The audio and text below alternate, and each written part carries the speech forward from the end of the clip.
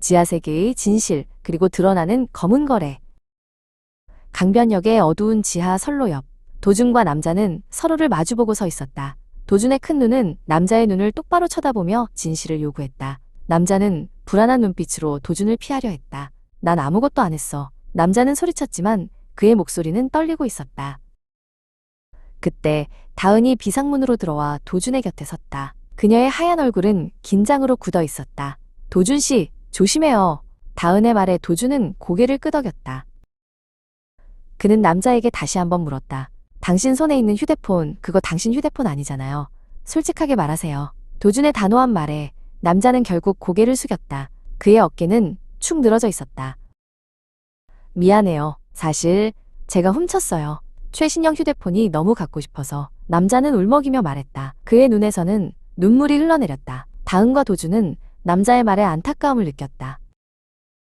저희가 경찰에 신고하지 않을게요. 그러니까 휴대폰 주인에게 돌려주세요. 다은은 조심스럽게 말했다. 하지만 남자는 고개를 저었다. 돌려줄 수 없어요. 이미 넘겨줬어요.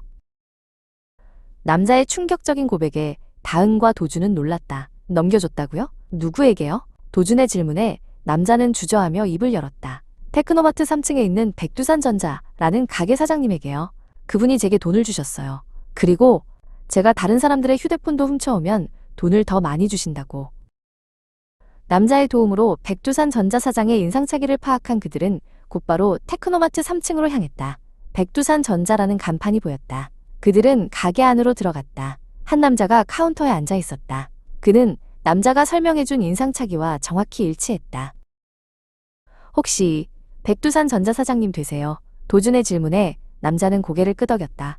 그의 얼굴에는 여유로운 미소가 번져 있었다. 네, 제가 사장입니다. 손님, 어떤 물건을 찾으세요?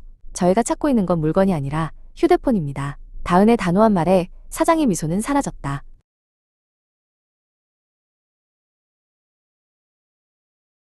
무슨 소리인지 모르겠군요.